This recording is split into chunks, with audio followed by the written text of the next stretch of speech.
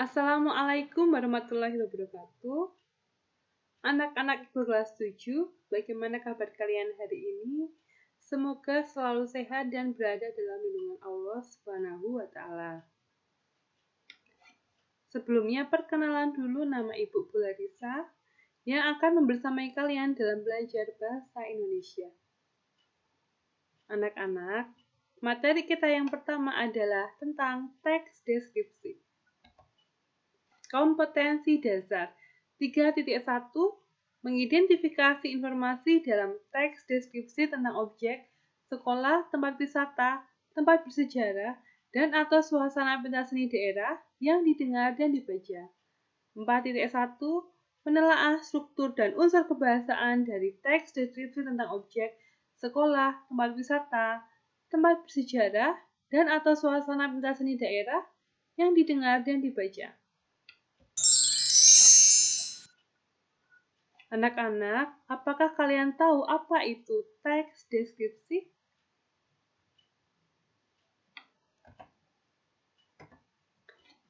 Teks deskripsi merupakan teks yang menggambarkan atau memaparkan secara jelas dan terperinci mengenai objek, tempat, atau peristiwa yang sedang menjadi topik kepada pembaca. Ciri isi teks deskripsi yaitu ciri tujuan. Jadi, teks deskripsi menggambarkan objek dengan cara memerinci objek secara subjektif. Maksudnya subjektif adalah sesuai dengan sudut pandang penulisnya. Yang kedua, teks deskripsi bertujuan untuk menggambarkan atau melukiskan secara rinci dan penggambaran sekonkret mungkin suatu objek atau suasana atau perasaan sehingga pembaca seakan-akan melihat, mendengar, mengalami apa yang dideskripsikan. Ciri objek teks deskripsi ada dua. Yang pertama, objek bersifat khusus. Yang kedua, objek yang dideskripsikan bersifat pendapat personal. Misalnya kucing yang bernama Kito. Bisa jadi kucing itu memiliki sifat yang berbeda dari kucing-kucing yang lain. Jadi hanya objek yang bersifat khusus, hanya kucing yang bernama Kito. Misalnya seperti itu.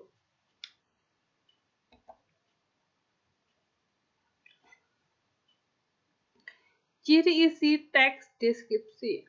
Yang pertama, isi teks deskripsi diperinci menjadi perincian bagian-bagian objek. Objek tersebut membentuk satu kesatuan. Yang kedua, isi teks deskripsi menggambarkan secara konkret. Yang ketiga, isi teks deskripsi bersifat personal dengan kandungan emosi sehingga menggunakan kata-kata dengan emosi yang kuat. Jenis teks deskripsi ada dua. Yang pertama, teks deskripsi berdiri sendiri sebagai teks, dan yang kedua, teks deskripsi yang menjadi bagian dari teks lain. Misalnya, menjadi bagian dari teks cerpen, novel, lagu, iklan, dan lain sebagainya.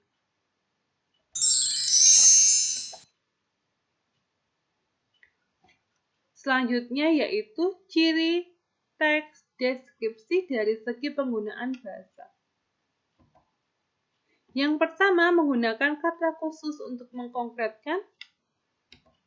Yang kedua, menggunakan kalimat rincian untuk mengkonkretkan.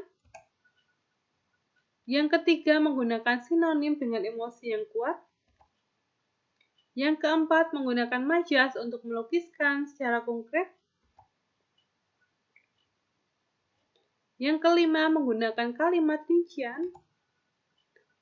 Yang keenam, menggunakan bahasa sehingga pembaca seolah-olah melihat, mendengar, dan merasakan apa yang dideskripsikan.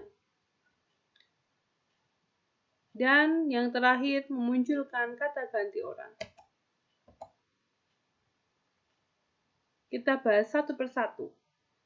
Ciri teks deskripsi dari segi penggunaan bahasa. Yang pertama, menggunakan kata-kata khusus untuk mengkonkretkan. Contohnya warna. Warna itu kata umum, kata khususnya warna merah, warna kuning, warna hijau, warna ungu. Lalu yang kedua, ikan. Ikan itu diperinci lagi, kata khususnya dari kata umum ikan yaitu lele, tuna, nila, ikan bandeng, ikan mujair, dan lain sebagainya. Yang ketiga, membawa. Kata umumnya membawa, kata khususnya memikul, menjinjing, menggendong, dan lain sebagainya. Lalu kata umumnya datang, kata khususnya mampir, berkunjung. Yang kedua, menggunakan kalimat rincian untuk mengkonkretkan. Kalimat, ibuku orang yang sangat baik. Nah, orang yang sangat baik itu diperinci lagi. Dia ramah dan tutur katanya lembut kepada siapa saja.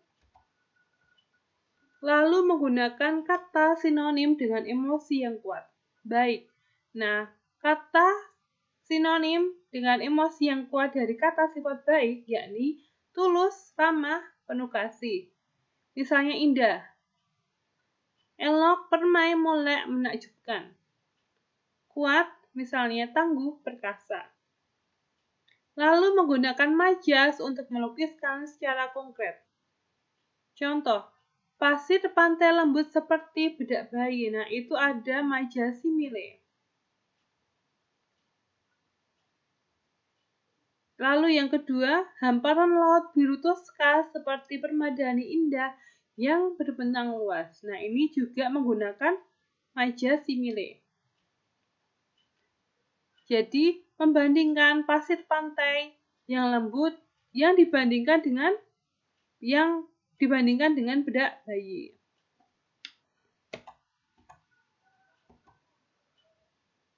Lalu menggunakan bahasa sehingga pembaca seolah-olah melihat, mendengar, dan merasakan apa yang dideskripsikan.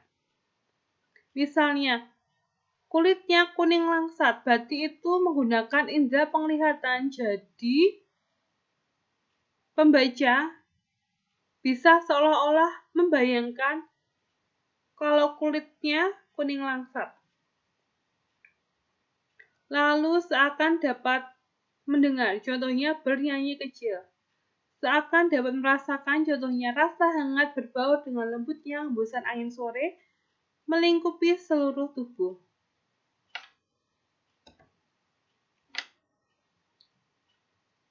Lalu teks deskripsi yang memunculkan kata ganti orang, misalnya kucingku. Nah, ku itu kan kata ganti orang, ibuku.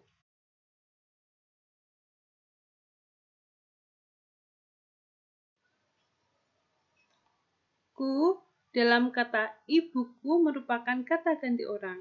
Contoh lain misalnya, memasuki wilayah ini Anda akan disambut. Nah, Anda di sini merupakan kata ganti orang. Ya, untuk hari ini saya cukupkan sekian. Wassalamualaikum warahmatullahi wabarakatuh.